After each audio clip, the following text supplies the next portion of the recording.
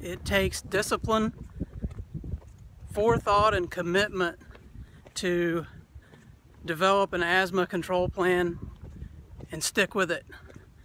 Right now I am avoiding 3 of my asthma triggers as part of my avoiding asthma strategy, and I'm being disciplined about my asthma control program so that I can continue avoiding those triggers and not ruin the rest of my day today or days to come because I irritated my lungs or had a complete asthma attack.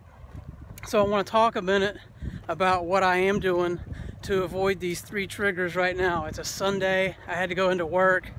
The cleaning crew showed up and that initiated 2 triggers. Trigger 1, vacuuming the floor. Vacuuming causes the carpet to get agitated.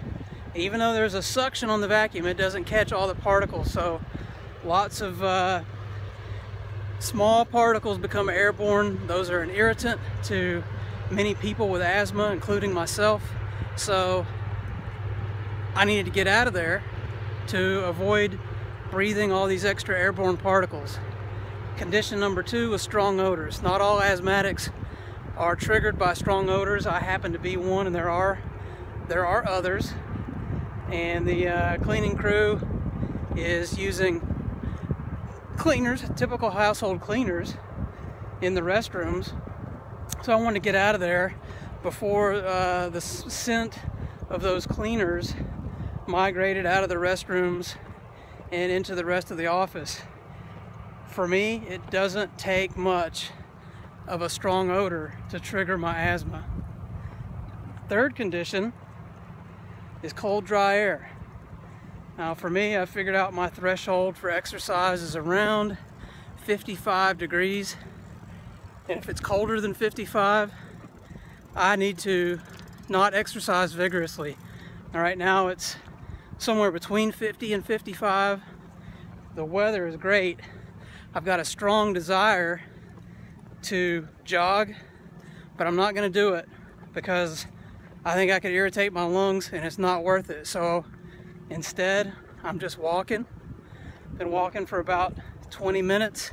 Got about 10 minutes to go. This will qualify as my daily cardiovascular exercise. And as a result of not breathing all the additional particulate in the air from the vacuuming, not sticking around and breathing all the strong odors generated from the cleaners, and by not irritating my lungs with cold, dry air, I'm gonna have a good rest of my day today and days to come. But you have to identify the conditions that trigger your asthma, avoid them to the greatest extent possible.